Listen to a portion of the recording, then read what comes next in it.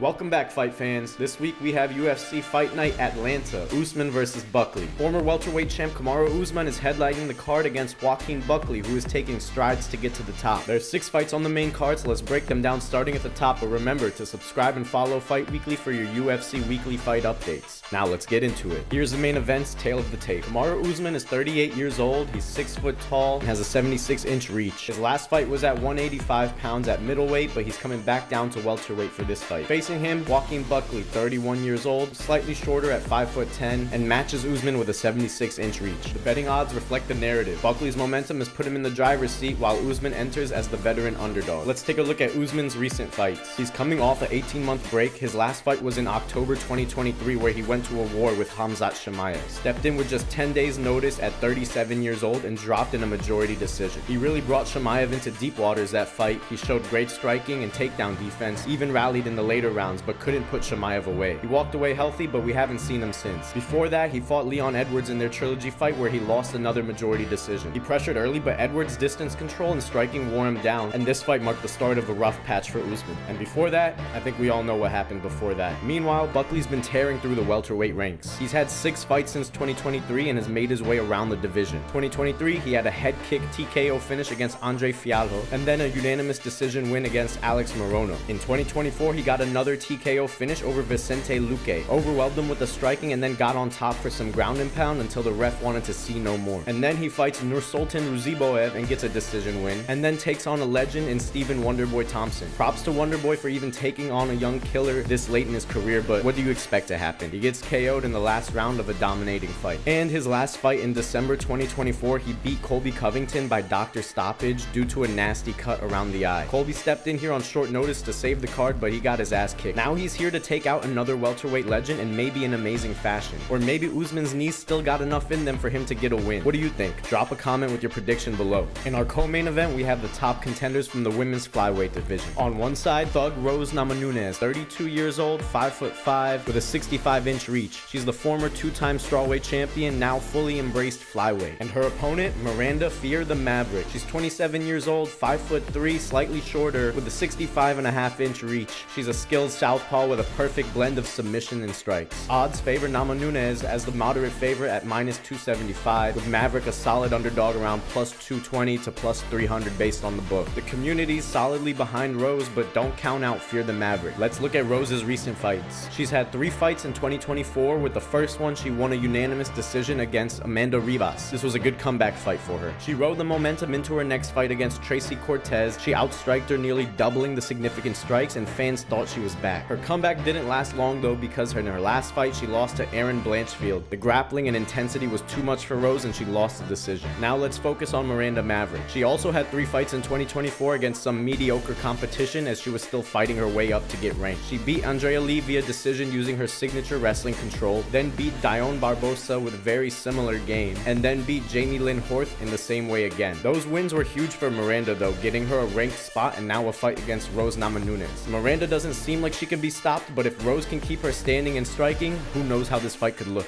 Next, we have a middleweight bout that should be an exciting watch from start to end. On one side is Edmund the Golden Boy Shabbazian, 27 years old, young, 6'2", an orthodox striker with a 14-5 record. Odds lean slightly towards Shabbazian, around -200, with Petroski priced roughly around +165. A close call in the middleweight mix. Let's start with Shabbazian's recent run. 3 fights since 2024, starting with a crazy KO win against AJ Dobson. Shabbazian was coming off a year-long break and a tough losing streak and needed this win. He stood in the fire for a round and showed great striking improvement in getting this KO win. Then he fought Gerald Mearshart, where he was the large favorite to win after his recent showing. He was fighting well, but then he let his guard down, got taken down, and GM3 finds the arm triangle choke to finish Shabbazian. And most recently in February 2025, Shabbazian took on Dylan Budka and once again outclassed him on the striking and found a KO win in the first round. And now Andre Petroski's recent fights. He's had 4 fights since just 2024, starting with Jacob Malkoun. It was a very bad loss for Petroski, as he seemingly knocked himself out on Malkoun's hip as he entered in for a takedown. Then he fights Josh Fremd and uses his wrestling dominance to get a unanimous decision win. And then Dylan Budka shows back up as a mutual fight between the two. Budka came in overweight and Petroski took the fight at catchweight, but was still able to get a unanimous decision win. And most recently, he fought in February 2025 against Rodolfo Vieira, where he had himself another WrestleFest and a unanimous decision win. This is a very clear striker versus grappler matchup, and this could be a really fun one to watch. Who's going to get to impose their game plan more and take home the victory? Bantamweight main card action about to drop. First, we got Cody No Love Garbrandt. He's 33 years old, standing at 5'8" with a 65.5-inch reach. He's known for his lightning fast boxing and elite counter striking. And facing him, we have Raoni Barcelos, 38 years old, 5'7", and has a slightly longer 67-inch reach. The Brazilian wrestler grappler with silky submissions and underrated athleticism. Odds are a near toss-up with Garbrandt at +120 and Barcelos at -150. Cody took a 14-month break back in 2022 and since returning has only had 3 fights. In 2023, he beat Trevin Jones by a unanimous decision in his comeback bout. Then he knocked out a 37-year-old Brian Kelleher in the first round. And in 2024, he really jumped up in competition when he fought Davison Figueiredo. Submitted via rear naked choke in the second round, we saw the same ground game vulnerabilities in Garbrandt from before. Now, Barcelos' form has been steadier with more frequency too. He's had 4 fights since 2023, starting with one of the top contenders in the division, Oumar Nurmagomedov. He suffered a first-round KO loss, but you can't give him too much crap for this. He fought the now #1 contender and he got caught. And then things start to look down on Barcelos as he drops a unanimous decision loss to Kyler Phillips, but then makes an amazing comeback with a submission win against Christian Quinones. He finds a takedown in dominant position, finds the back, and goes for the choke. And in his last fight, he took on a young killer, Peyton Talbot. He was a +700 underdog in that fight and everyone wrote him off. But from the jump, he looked great and landed 8 takedowns through the fight. The pressure was just too much for Talbot, and both guys looking to solidify their comeback runs. Who will get the best of who?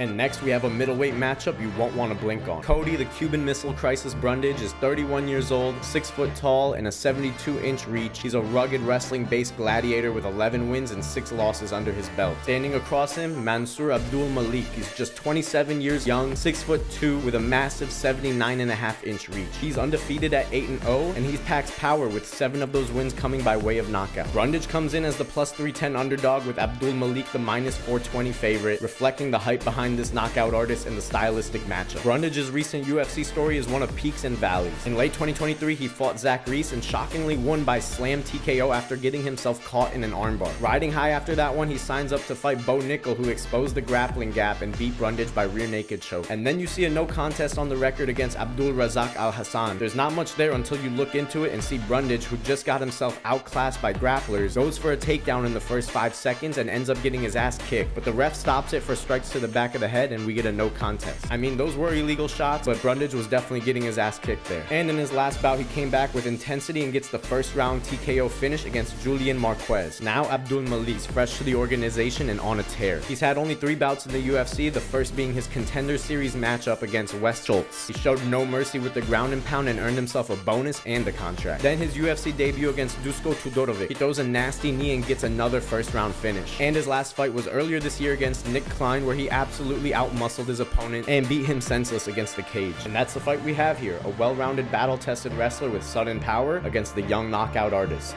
And for our last fight, we have light heavyweights. First, Alonzo Menifield is 37 years old, 6 foot tall with a 76-inch reach. And his opponent, Omar Sy, 29 years young, towering him at 6'4" with an elite 83-inch reach. He's undefeated at 11-0 and a dynamic hybrid fighter on the rise. The odds are loud and clear. Menifield is a +350 underdog and Sy is a -480 heavy favorite. The MMA community clearly backing the young prodigy. Menifield has had a decent ride since mid-2023. He's had 5 fights, starting with the rematch against Jimmy Crute where he wins by guillotine. Then he fights Dustin Jacoby and wins a unanimous decision. Then a step up in competition as he faces Carlos Ulberg. He rushed in right at the start recklessly and got KO'd in just 12 seconds of the fight. He comes back to fight Azamat Murzokanov in Abu Dhabi where he gasses by the second round and gets KO'd again. And in his last fight just months ago against Julius Walker, who was coming in for his first UFC fight ever, Menifield was only able to get a split decision win. And now the undefeated Frenchman Omar Sy. He's had just 2 fights in the UFC and both were last last year. In his debut, he beat Tuco Tucos with a face crank in round 1 after taking him down effortlessly early in the fight. And then he fought Da Woon Jung, who was coming in on a 3-fight losing streak. Sai added to it by winning another unanimous decision over him. These light heavyweights are going to leave it all out there for us to start the card this week for sure.